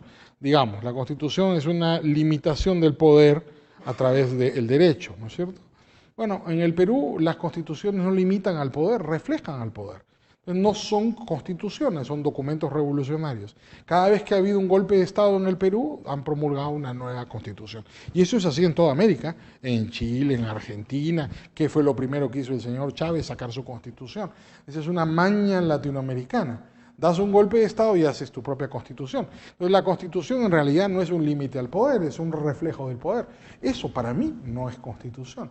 Yo no, digamos, no creo que los abogados debemos ser los sacerdotes de la legislación. Los abogados lo que tenemos que ser son los garantes, si quieres tú, del desarrollo y del respeto de los derechos de las personas. Y las constituciones no son necesariamente una garantía de esos derechos. Pueden llamarle constitución a algo que no lo es, y esa quizás sea una de las tragedias de América Latina. Yo en eso soy, digamos, poco ortodoxo. Creo que no necesariamente una constitución es una garantía para nada. También puede ser la expresión de una nueva dictadura, como ha pasado en la historia de América Latina, ¿no? En la historia legislativa de América Latina. Sí, dime. Sí, mi idea es un poco compleja. Las fuentes, como usted dijo, compiten, ¿verdad? Entonces están en una especie, en una suerte de relación horizontal. O sea, para contraponernos al esquema puta. Bueno, entonces en ese sentido mi duda es que en caso de que existan dos sectores, más o menos igual de mayoritarios, en los que se tenga una forma distinta de ver las cosas, por ejemplo, se me ocurre tribunales indígenas y Guatemala, aquí en Guatemala, que quieren que se les reconozca jurisdicción. Entonces, en ese caso, mi pregunta es, si bien lo ideal sería que el Estado intentara competir pues, por medio de la ley para solventar la disputa, o sea, ¿no aquello sería un poco menos determinante que simplemente utilizar la fuerza estatal para imponer un sistema que regularice la situación? Porque eso, o sea, lo de que las personas estén dispuestas a ceder ante la competencia es pensando que van a ser objetivos hasta cierto punto, y eso también es algo que cuesta, al menos en sociedades como la nuestra, en donde el conocimiento no está como que completamente... Desde el punto de vista de la historia del derecho no hay ninguna diferencia entre Guatemala e Inglaterra. Si tú examinas la historia del origen del common law, lo que vas a ver es que en la Inglaterra medieval había un montón de tribunales comunales, llamémosle tribunales indígenas ingleses, que competían entre sí, iban creando reglas y la gente se desplazaba de una ciudad a otra buscando la mejor sentencia del juez. Y se pusieron a competir las ciudades contra la iglesia. La iglesia descubrió que eso le daba un gran poder, y el rey. Entonces la desesperación que tenía el rey era que la gente que no le gustaba su tribunal de justicia se iba al tribunal de las ciudades o se iba al tribunal de la iglesia. Tanto no le gustó al rey que mató al arzobispo de Canterbury. Enrique II, el papá de Ricardo Corazón de León, asesinó a Thomas Becket dando misa. ¿Por qué? Porque no le gustaban los tribunales de la iglesia. A nadie le gusta la competencia, nunca le gustó al Estado, ¿no? El libro de Harold Berman, que sugerí que leyeran algunos de sus capítulos, pues precisamente cuenta esa historia. Cuenta la historia del origen del common law, que es la historia de Guatemala y es la historia de Perú. Perú también es un país con una gran presencia indígena, ¿no es cierto? Y con tribunales indígenas. ¿Qué se ha hecho en Perú? Hay un reglamento, la jerarquía en la pirámide esta del reglamento es discutible, pero donde se autoriza a las rondas campesinas, que es el nombre que tienen en Perú, a tomar decisiones de justicia en el Perú. Claro, esto ha sido bastante discutido, pero ahí están. Ya de hecho era así. Los grupos indígenas tomaban decisiones de justicia. Eso es esperable. En toda comunidad humana, los grupos organizados tienen reglas que sirven además para excluir y disciplinar a sus miembros. Todo sistema comunitario tiene sus propias reglas que se aplican o no se aplican. Yo en principio no tengo ningún problema con darle autoridad a los tribunales de justicia, los que fueren, y que compitan entre sí. Como te digo, es la historia del derecho. Así se ha gestado el common law. ¿Cuál es la consecuencia de un sistema institucional competitivo? La consecuencia de un sistema constitucional, de un sistema jurisdiccional competitivo, institucional competitivo, es que se van a ir seleccionando las mejores reglas posibles para cada caso. Y al final va a ser el conjunto de reglas más eficiente el que va a terminar imponiéndose en una determinada sociedad. Te cuento una experiencia, un caso sumamente especial que ha sucedido en el Perú hace poco. Lo pueden ver en internet. Ahora la fuente de la sabiduría universal es Google, ¿no? En el Perú, como en Guatemala, hay una ola de violencia criminal y la gente está muy insatisfecha con los tribunales de justicia. Entonces empezó una campaña en las redes sociales que inició una periodista casi jugando. Digamos, el inicio fue un poco irresponsable por su parte. Eso en jerga peruana requiere una explicación. Ella puso en Facebook una página web que dice chapa a tu choro. ¿Qué significa chapa a tu choro en jerga peruana? Atrapa al ladrón. Choro es el ladrón, el que roba. Entonces chapa, agarra al ladrón, ¿no? Entonces, esta campaña que ella empezó por Facebook se ha terminado volviendo un movimiento colectivo de centenares de miles de personas en las redes sociales movilizándose para atrapar ladrones. Claro, en algunos casos con gran peligro, porque algunos han convertido chapa tu choro y le han añadido algo abajo, ¿no? Dice chapa tu choro y déjalo paralítico.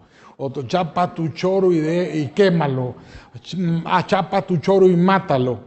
Claro, y se ha comenzado a producir en un país como Guatemala, en el caso del mío, donde el Estado no funciona, los tribunales de justicia son un adorno y la policía son los ladrones, ¿no es cierto? Un movimiento, y los políticos también, sin duda, ¿no? Se ha producido un movimiento popular de la gente ajusticiando a los ladrones y los queman vivos, fenómenos de linchamiento.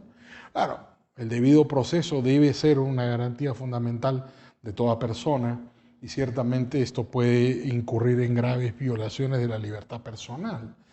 Pero eso te explica un poco cómo la gente está animada por un deseo ferviente de hacer justicia, ¿no? Discutiremos de eso un poco cuando hablemos de los principios generales del derecho.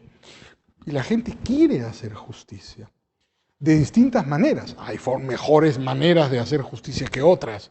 No se trata de ir linchando a las personas por ahí, pero sí se trata de lograr que las decisiones judiciales y en general las características institucionales reflejen más la voluntad y el interés de las personas que solamente el interés de los políticos que las manejan. Entonces yo no tendría mucho miedo de confiar en el pueblo, al revés. Generalmente cuando confías en el pueblo los resultados terminan siendo los mejores. Es lo que la historia enseña al menos. Tomando estas proposiciones como ciertas, que empiezo a ver que hay órdenes normativos cuyas líneas de división empiezan a ser un poco difusas. Entonces, ¿cómo puedo hacer yo, o si es que debería como abogado, separar a esos órdenes, como entre el derecho y la moral, por ejemplo? ¿Dónde es que esa competencia entre las reglas que norman la vida de las personas empiezan a diferenciarse unas de otras? Sí, cómo no. El problema del derecho y la moral es un problema muy antiguo y muy complejo. Como veo que han visto los videos y han hecho su trabajo respecto del primer ciclo de conferencias, ya deben saber que yo no creo que el derecho tenga contenido moral. Claro, aquí voy a chocar con los justnaturalistas que creen en lo contrario, ¿no? Para los justnaturalistas existe una identidad entre el derecho y la moral. Yo pienso que no. Yo creo que el derecho es carente de contenido moral. De hecho, creo que ningún sistema tiene contenido moral. La moral es una decisión individual y que la moral no puede existir más allá de la decisión del individuo. El único capaz de tomar una decisión moral es una persona, no una cosa, no un sistema. Los sistemas no tienen ninguna moralidad. El derecho puede ser usado para lo malo o para lo bueno, depende de quién lo usa, ¿no? Un ejemplo clásico, dicen los economistas, yo soy profesor en teoría de análisis económico del derecho, pero se darán cuenta que cada vez es menos teoría económica y más discusión de tipo filosófico, pero en teoría económica se dice que el derecho es un bien de capital, como un martillo. Y así como es un bien de capital, los bienes de capitales pueden ser utilizados por las personas que se sirven de ellos para lo que quieran. El contenido moral no existe. Un martillo puede ser usado para hacer el bien, y hago yo la cuna para mi bebito, o construyo el tejado de mi casa. Pero también puede ser usado para hacer el mal, matando a una persona. Lo mismo puede ocurrir con una sociedad anónima. La sociedad anónima ha sido creada para una cosa, pero yo puedo usarla para el crimen. El delito de moda en todo el mundo es el lavado de activos. El lavado de activos se sirve de las sociedades anónimas y las personas jurídicas. ¿Quién decide para qué se usa una norma jurídica? Las personas, tú, yo, nosotros, cada uno de nosotros. El contenido moral se lo ponemos nosotros a las normas. Yo no creo que las normas tengan ningún contenido moral. Eso no significa que, por ejemplo, un legislador que propone una ley no la haya hecho pensando en alguna norma moral, pero sí significa que las personas que obedecen esa ley no lo hacen por el contenido moral que le ha puesto el legislador que la ha promulgado, sino por sus propias decisiones individuales, sean morales o sean de pura conveniencia utilitaria. Cuando yo obedezco la ley, no sirvo los intereses del legislador ni me guío por sus principios. Cuando yo obedezco o no obedezco una ley, estoy sirviendo mis principios y me estoy guiando por mis intereses, no por los intereses de la persona que produjo esa norma. Entonces creo que el derecho está ausente de contenido moral. Y creo con Hume, además, que no es posible vincular el contenido moral con las normas jurídicas, ¿no? Hume sostenía que la imposibilidad del derecho natural se centra en que no es posible deducir de los hechos valores, que esa deducción es falaz. De lo descriptivo no es posible concluir lo prescriptivo. Este problema en filosofía, en lógica, se le conoce como el nombre de la guillotina de Hume, la separación fuerte entre lo descriptivo y lo prescriptivo. Hume concluía de ahí que el derecho natural es imposible, porque de los hechos no se deducen valores. Y es absolutamente cierto, creo que Hume estaba en lo correcto. Los valores no son conclusiones de los hechos, los valores son creaciones de la civilización. Digamos, en la propuesta suya yo veo una carga ontológica muy fuerte. ¿Y dónde queda, digamos, el tema del deber ser? Es una, digamos, desde su propuesta es un error, sobre todo porque, digamos, se entiende el alcance individual, el buscar los propios objetivos y el elemento utilitarista, pero en el campo ético lo deontológico es muy importante, pero no lo logro ver en su propuesta. Es que no está. Como he explicado, yo soy de los que creo que el derecho está separado completamente de la moral. La moral es una decisión individual. Es otro sistema normativo espontáneo, ¿no? Si nos ponemos hayekianos, son identificables algunos sistemas normativos creados por orden espontáneo. Uno es el lenguaje, el otro es el derecho y el otro es la moral. La moral, como el lenguaje, se aprenden. Así como tu mamá te enseña a hablar, ¿no? Por eso se dice mother tongue, lengua materna, no se dice lengua paterna, no se dice father's tongue, ¿no? También al momento de enseñarte a hablar, tu mamá te enseña reglas morales. Las primeras reglas que te enseña tu mamá son reglas morales. Te enseña no, te enseña sí.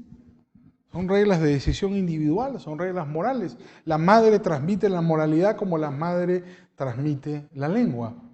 ¿Es el derecho una creación femenina también? Bueno, habría que discutirlo. Fultel de Colanges diría que sí, que originalmente lo es, como todas las sociedades que giran en torno a la agricultura. Pero lo que sí tengo claro es que el derecho y la moralidad están separados. Eso no significa que no haya una moralidad, pero los sistemas de moralidad son independientes de los sistemas jurídicos, como son independientes de los sistemas lingüísticos. Son distintos órdenes espontáneos que existen en una sociedad compleja. El deber ser forma parte de la moral, pero la moral es subjetiva desde mi punto de vista y la moral individual dependerá de cada uno de nosotros y de la propia estructura de valores que nos haya sido transmitida. La moral evoluciona con el tiempo, como evolucionan todos los sistemas, todos los órdenes espontáneos. La moral de hoy no es la moral de ayer. Lo que creo es que el derecho no transmite valores morales. Quizá los legisladores quieran transmitir valores morales a través de las normas jurídicas, pero creo que no lo pueden hacer. Usar el derecho para transmitir valores morales probablemente lo que provoque son una de dos, o normas que no se utilizan o normas que se utilizan para otra cosa distinta de aquellas cuya moralidad quiso imponer a través de la ley el legislador que la introdujo, ¿no? Entonces, finalmente, claro, sería mucho mejor aceptar como los naturalistas o suponer como los naturalistas que moralidad y derecho tienen una identidad necesaria y que una norma inmoral es una norma inválida y que debe ser expulsada del sistema jurídico. Pero yo me temo que no, que la moralidad es independiente del derecho en general, que el derecho no es un sistema de valores morales, sino un sistema de reglas prácticas para solucionar problemas que están carentes de objetivos morales. Con respecto a la expresión de la pirámide de Kelsen, hay muchas personas que expresan que la pirámide de Kelsen no puede ser plasmada así como está plasmada, sino que tiene que ser plasmada de una manera invertida. Es decir, yo no lo creo. Entonces, ¿cuál es la forma original, la forma verdadera que la planteó Puchta y cuál sería esa razón de...? La forma verdadera, digamos, no me atrevería tampoco a llamarle a una verdadera o una falsa. Pero, a ver, usando este dibujito, que no es el mejor. ¿Ya? Puchta ponía aquí en la cúspide a la libertad y decía, siguiendo el árbol de Porfirio, que el sistema jurídico se puede deducir de reglas universales. El género, la especie, la diferencia, la propiedad y el accidente. Y que uno puede deducir el sistema jurídico de reglas universales. Kelsen cambió la idea. Y si bien algunos han querido ver orígenes kantianos en las ideas de Kelsen, en realidad es mucho más complejo que eso. Kelsen es un puchtiano más que un kantiano. ¿Qué cosa hace Kelsen? Kelsen pone arriba, para él, además, todo esto es escrito. No hay más norma que el derecho positivo. Derecho positivo viene del latín positur, que significa puesto. El derecho positivo es el derecho puesto. En la Edad Media, derecho positivo era también el derecho consuetudinario, pero en la Edad Moderna se convirtió en solamente el derecho escrito. Para Kelsen, la única fuente del derecho es el derecho escrito. Entonces, la Constitución, en cuanto a norma fundamental, está en la cúspide y de ahí se van deduciendo las demás. ¿Por qué no creo? Sí he leído respecto de toda una discusión que ya es una discusión casi escolástica de cómo dibujar la pirámide. Es decir, no cuestionan la idea de la pirámide, sino discuten cómo la dibujan.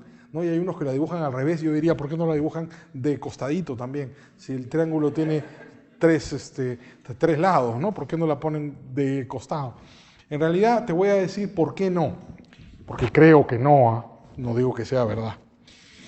Porque todo esto se basa en el árbol de Porfirio, que va de lo universal a lo particular. ¿Ya? Arriba está lo universal, abajo lo particular. En Puchta y el Kelsen, ¿eso qué significa?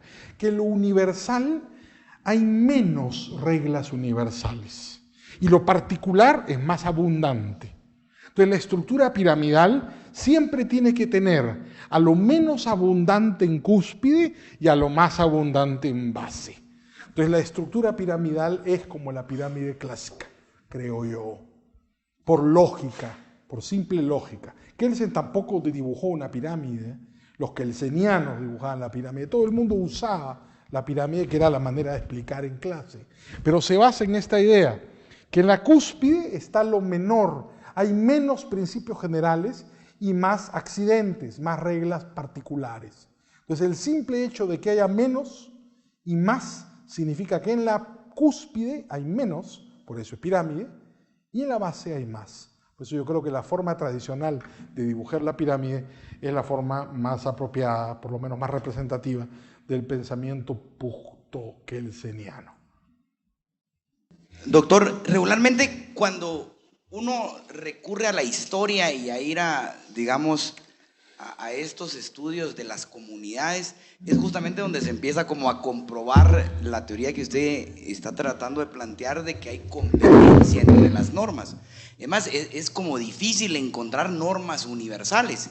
Es más, las comunidades indígenas, las comunidades que viven cerca de la costa, tienen distintos tipos de organización y de normas. Digamos, se me hace, digamos, cuestionable o no me queda claro cómo a partir de esas investigaciones de estos autores que usted dice, llegan a la conclusión de que sí hay ciertas normas universales, es decir, yendo a estudiar la costumbre, encuentran esas normas universales, cuando por ahí creo yo que de repente es al revés, cuando uno va a estudiar las comunidades encuentran que no existe esa universalidad. Sin duda, esa es una de las acusaciones que algún grupo de seguidores de la escuela histórica le hacían precisamente a Puchta, que Puchta, con esta hiperidealista formulación de la organización de los conceptos, había desconectado al derecho de la realidad, para siempre. Porque de Puchta a los positivistas, todos siguen desconectados de la realidad. El positivismo en general, Puchta no era un positivista, pero sí era un idealista jurídico, ¿no es cierto? Desconectaron definitivamente al derecho de la realidad porque lo convirtieron en un sistema autocontenido. De hecho, el Kelsen joven publica un famoso libro llamado La teoría pura del derecho. Claro, Kelsen vivió lo suficiente para cambiar de opinión, porque Kelsen tiene un último libro publicado póstumamente llamado La razón de las normas, donde muchos han querido ver un Kelsen que se desdice de la teoría pura del derecho. Para el Kelsen de la teoría pura del derecho, siguiendo a Puchte, el derecho es un producto lógico. Para Kelsen de la razón de las normas, el derecho es un producto político. ¿Ah? Él, por supuesto, nunca da su brazo a torcer, porque Kelsen era muy terco, ¿no? Y no llega a admitir nunca ninguna crítica, pero dice que en realidad la razón del derecho no es la razón cartesiana, sino la razón política, que es una decisión arbitraria del gobernante, del parlamento, de quien ejerce el poder, el que cree el derecho, ¿no? Que es la razón política y no la razón interna de los sistemas. Sea cual fuere, ¿no es cierto?, si la razón racional, por decirlo de alguna manera, o la razón política, todos los abogados geómatras, como los llamé, tratan de independizar al derecho de la realidad, y esa es la gran crítica, ¿no? En realidad es una paradoja que los discípulos más importantes de Savigny, que creía que el derecho era consecuencia de la historia, hayan separado al derecho de la historia. Pero es una paradoja, ¿no? Lo importante es, me parece, entender que el derecho es un producto evolutivo, ¿no? En términos contemporáneos, la mejor manera de entender el argumento savigniano es entenderlo de esa forma, y al ser un producto evolutivo es muy importante entender el proceso de cambio y transformación de las normas jurídicas. Decía a uno de sus compañeros, a una de sus compañeras durante el receso de café, por ejemplo, si utilizamos o buscamos la palabra propiedad. La palabra propiedad existe desde hace algunos miles de años, pero ¿significa lo mismo? La propiedad de hoy es la propiedad de los romanos, y veremos que no significa lo mismo, que es la misma palabra, pero que no significa lo mismo, que son conceptos completamente distintos. Una cosa es la propiedad de los romanos y otra cosa es la propiedad contemporánea, ¿no? Y como la propiedad, todos los conceptos jurídicos han tenido una evolución. Ese punto creo que es sumamente importante de entender. Todavía tengo un poco de conflicto en cuanto a... No te preocupes, que yo tengo todos los conflictos del mundo, no los he resuelto. Es un poco, ¿qué situación se da? O sea, ya como materializándolo un poco, cuando dos fuentes de derecho se contradicen y cuando versan sobre un mismo tema. Y yo digo que para mí, o sea, yo tengo un conflicto con ella y para mí rige la costumbre y para ella rige la ley. Entonces, ¿cómo se soluciona eso? ¿Qué papel toma el juez? Y si hay alguna como regla de superación de esos problemas, o es simplemente cada loco por su tema. Muchas veces no tiene una solución. La pregunta es espléndida, porque realmente eso es uno de los problemas que hay en los sistemas jurídicos, la existencia de lagunas en los sistemas jurídicos. Y hay un ejemplo que se utiliza tradicionalmente para que nos demos cuenta. No solamente las costumbres generales son fuente del derecho, también hay costumbres particulares que son fuente del derecho. Hablamos hace un rato de las que yo llamaba a nivel microeconómico, los contratos y cierto tipo de costumbres. Por ejemplo, las costumbres de origen religioso. Las personas que comparten una determinada convicción religiosa muchas veces desarrollan costumbres asociadas con su convicción religiosa, ¿no? Y esto en países donde hay libertad de cultos puede llevar a un conflicto de fuentes, a un conflicto normativo muy complejo. Piensa por un minuto en los mormones radicales que practican la poligamia. Hay hasta una serie de televisión por ahí, Big Love, ¿no?, que trata de esa historia. Los mormones, en un país tan libre como los Estados Unidos, con libertad de cultos, son perseguidos por sus convicciones de tipo religioso, porque para los mormones radicales que practican la poligamia se les aplica su costumbre, pero el Estado, en tu ejemplo, quiere aplicarles a ellos la ley, a la que le repugna la idea de la poligamia. Yo, liberal, no tengo ningún problema con la poligamia siempre y cuando sea voluntaria. Si hay un señor que quiere vivir con varias señoras y las varias señoras quieren vivir con un señor, que les aproveche. También podría haber la poliandría, ¿no? La poliandría es al revés, es una señora con varios señores. Yo no tengo ningún inconveniente siempre y cuando sea voluntario y libre y la gente acepte del mismo sexo o distintos sexos libremente desarrollar su vida como quieran. Pero hay sistemas jurídicos que no lo permiten y dramáticamente en los Estados Unidos es legal que dos homosexuales se casen, pero no puedes practicar la poligamia. ¿Eso qué supone? Yo tengo una tesis. La tesis es la siguiente, que como las fuentes del derecho son competitivas, cuando hay una contradicción cuando hay una contradicción entre la ley y la costumbre, se produce una costumbre contra legem, la costumbre que viola la ley. La tesis con la que, a ver si sirve para esclarecer tu duda, es la siguiente. Cuando se produce esta contradicción, la costumbre contra legem es la fuente de evolución del sistema institucional. Y lo que significa cuando hay costumbre contra legem es que esa ley es ineficiente y que la costumbre va a terminar imponiéndose, transformando el sistema institucional.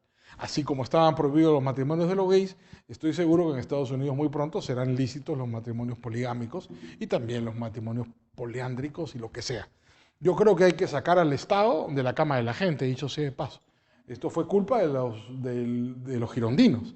Los girondinos fueron unos monstruos. En la Revolución Francesa inventaron el matrimonio civil.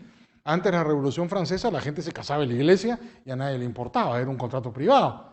Bajo las reglas de Dios o las reglas que fueran, pero era un contrato privado. El matrimonio civil metieron al Estado los girondinos. Los girondinos nos estatizaron el matrimonio y hasta hoy no sacamos al Estado de las relaciones familiares. ¿Qué le importa al Estado lo que decida la gente qué hacer con su vida? Lo primero que hay que privatizar es el matrimonio y que sea un libre contrato donde la gente haga lo que le dé la gana. En otras palabras, la costumbre contra legem, cuando tú veas una costumbre contra legem, puedes esperar que en ese terreno se produzca un cambio evolutivo del derecho y que la ley sea reemplazada por una nueva ley que recoja esa costumbre y deje de ser contra legem. ¿Alguna otra pregunta? Bueno, si no la hay, quisiera reiterar nuevamente el agradecimiento a todos ustedes por su presencia y nos vemos el día de mañana. Muchas gracias.